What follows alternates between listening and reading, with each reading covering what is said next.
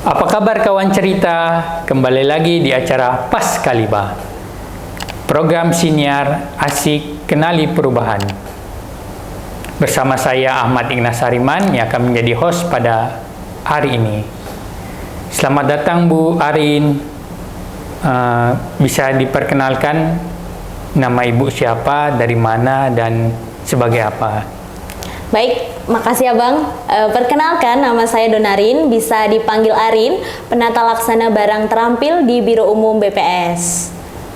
Jadi dalam rangka apa nih Bu Arin ke BPS Provinsi Sumatera Utara?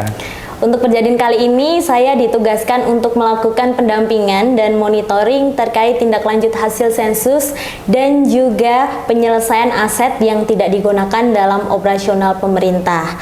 Sedikit cerita ini Bang, jadi kita di BMN ini ada suatu kegiatan di tahun 2021, namanya Sensus BMN.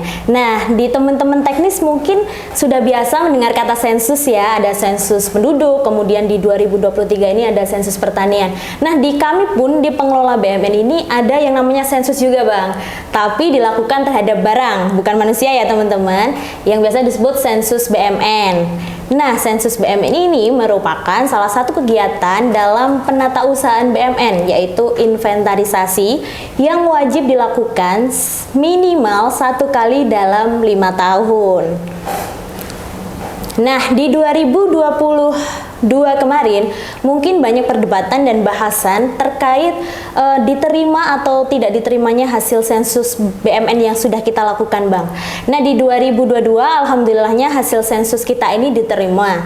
Dan kemudian di 2023 kita semua berusaha untuk menyelesaikan atas tindak lanjut hasil sensus tersebut. Nah, sensus yang seperti apa tuh yang dimaksud Bu Arin? Kalau untuk sensusnya adalah objeknya itu untuk semua BMN, dan bagaimana maksud dari tindak lanjutnya. Jadi gini Bang, di sensus BMN hasilnya itu ada 2 kategori keberadaan barang, ada barang yang ditemukan dan juga ada barang yang tidak ditemukan. Nah, untuk barang yang ditemukan itu bisa ditemukan dalam kondisi baik, rusak ringan maupun rusak berat. Kemudian untuk BMN yang tidak ditemukan itu bisa tidak ditemukan karena dalam proses pemindahtanganan penghapusan, kemudian double catat ataupun ya memang tidak ditemukan sehingga perlu penelusuran lebih lanjut. Nah, untuk barang yang ditemukan dan mengalami perubahan kondisi, misalnya dari barang yang baik kemudian menjadi barang yang rusak berat, kami sebagai operator BMN perlu melakukan updating istilahnya Bang di aplikasi. Kami perlu mengubah kondisi di aplikasi Sakti tentunya, dari baik kemudian ke rusak berat. Selain itu, kami perlu melakukan penghentian penggunaan juga, sehingga tadi barang yang rusak berat tadi masuk ke dalam pos TDOP. Kemudian untuk yang BMN tidak ditemukan, tadi kan kategorinya ada 3 ya. Betul. Ada yang dalam proses pemindahtanganan penghapusan, kemudian double catat, dan juga ada kategori yang sedang dalam proses pemindahtanganan penghapusan, kemudian ada yang double catat, dan juga ada yang memerlukan penelusuran lebih lanjut. Ketiganya itu treatmentnya sama Bang. Di aplikasi tetap kita lakukan penghentian penggunaan, karena logikanya orang barangnya aja udah nggak ada gitu ya. Harusnya di aplikasi pun kita lakukan penghentian penggunaan, dan dia masuk ke pos aset yang tidak digunakan dalam operasional pemerintah. Kemudian inilah yang menyebabkan nilai pos aset yang tidak digunakan dalam operasional pemerintah pada laporan keuangan ataupun laporan barang di 2022 itu nilainya naik secara signifikan. Nah, ini menjadi pertanyaan pemeriksa, karena idealnya Bang, seharusnya barang yang sudah digunakan itu idealnya harusnya segera dihapuskan. Nah, saya ke sini ya itu tujuannya untuk mengawal proses penghapusan yang dilakukan oleh Satker di wilayah Sumatera Utara terkait barang yang rusak berat tadi, dan juga memeriksa hasil penelusuran teman-teman Satker semua terkait barang yang tidak ditemukan. Nah, untuk bulan September dan Oktober ini kan ada RKBMN. Mengapa teman-teman nggak banyak mengusulkan misalnya kayak printer, laptop, kira-kira itu kenapa itu? Oh iya, untuk RKBMN yang Abang maksud berarti kan RKBMN pengadaan ya. Betul. Untuk pengadaan baru. Memang di RKBMN di aplikasi Siman Bang kami makainya itu, dia itu terbatas pada BMN-BMN yang ber-SBSK atau berstandar barang berstandar kebutuhan. Nah, itu terbatas pada pengadaan tanah untuk bangunan kantor, kemudian tanah untuk rumah negara, terus kantor pemerintah, bangunan rumah negara, dan juga alat angkut kendaraan dinas bermotor Bang, baik roda 2 maupun roda 4, baik kendaraan dinas jabatan ataupun kendaraan dinas operasional. Untuk yang Abang tanyakan tadi seperti printer, kemudian laptop, PC unit seperti itu tidak melalui mekanisme RKBMN Bang. Kita pakainya mekanisme yang master plan atau kita bersama tahu sebagai I-Plan yang dikembangkan oleh Biro Perencanaan. Nah, selanjutnya untuk menginventarisir yang tidak ber-SBSK tadi gimana itu Bu Ari? Untuk standarnya sendiri sudah ada di aturan PMK nomor 172 tahun 2020 ya teman-teman. Nah, untuk yang barang kecil-kecil tadi belum ada standarnya teman-teman. Jadi teman-teman Satker mengusulkan berdasarkan kebutuhannya. Idealnya sebenarnya kita harus memperhatikan BMN existing kita dan tentunya siapa pengguna BMN tersebut, dalam hal ini pegawai ya Bang ya. Misal saya contohkan sederhananya seperti ini. Di 2025 itu pimpinan menginstruksikan membuat kebijakan bahwa untuk masing-masing pegawai, satu pegawai itu memegang satu laptop. Idealnya kita tinggal tarik sebenarnya teman-teman data laptop yang kita miliki, kemudian kita filter mana-mana laptop yang udah out of date di 2025, bisa dilihat dari tahun perolehan ataupun juga masa manfaatnya yang sudah habis. Kemudian kita sandingkan dengan proyeksi pegawai kita di 2025. Habis itu tinggal kita kurangkan antara proyeksi pegawai yang kita punya dengan laptop yang sudah kita miliki, yang sudah kita filter tadi. Nah, dari situ ketahuan tuh berapa kebutuhan pengadaan di 2005 terkait barang laptop. Idealnya seperti itu Bang, tapi ya di lapangan Abang tahu sendiri ada beberapa hal yang perlu diperhatikan.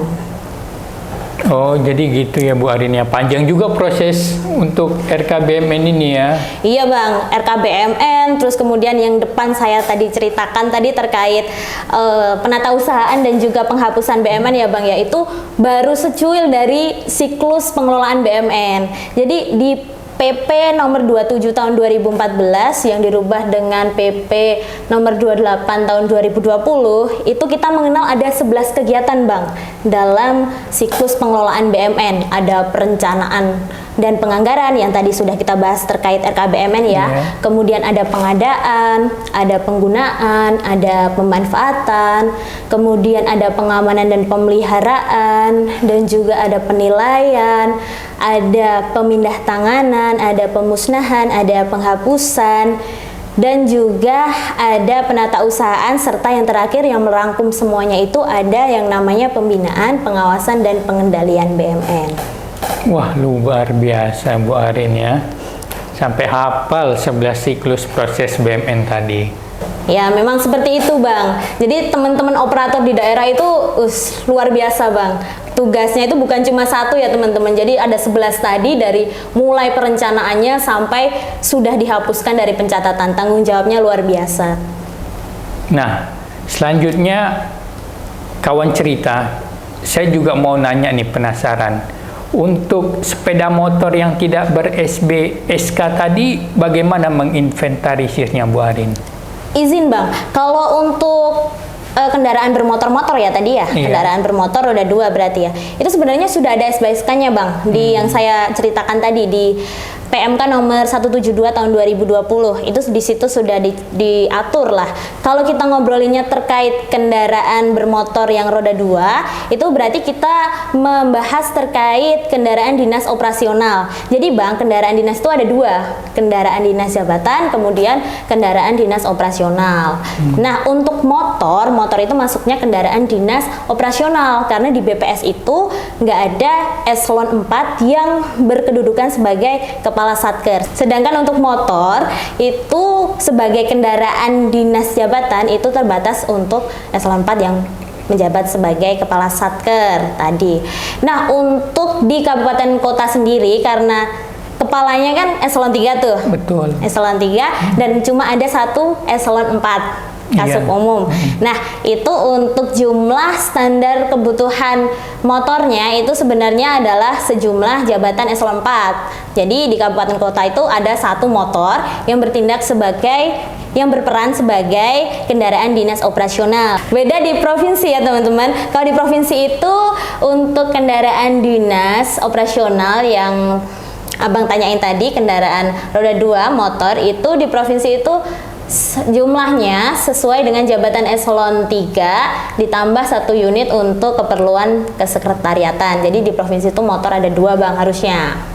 Wah, sedikit berarti jumlahnya sekarang ya Bu Arin. Iya, sedikit, tapi realnya existing motor di kita ya di BPS di kabupaten di provinsi itu melebihi dari standar itu. Prinsipnya kita jangan menambah jumlah motor baru aja sih Bang. Nah, untuk sisanya tadi misal nih di kabupaten punya 7 motor, padahal kan tadi berapa itunya? Cuman 2. Kalau kabupaten yang kabupaten 1. Iya, kalau di kabupaten 1 ya berarti 5-nya tadi kan ada 6 motor, kemudian standar kebutuhan di kabupaten cuma ada 1 kan, berarti sisa 5-nya itu diapain? Nah, pada dasarnya kalau memang sudah nggak dipakai, udah nggak digunakan dan biaya pemeliharaannya itu udah ya nihil lah Bang, mahal lah gitu, lebih baik emang dihapuskan saja biar tidak membebani biaya pemeliharaannya.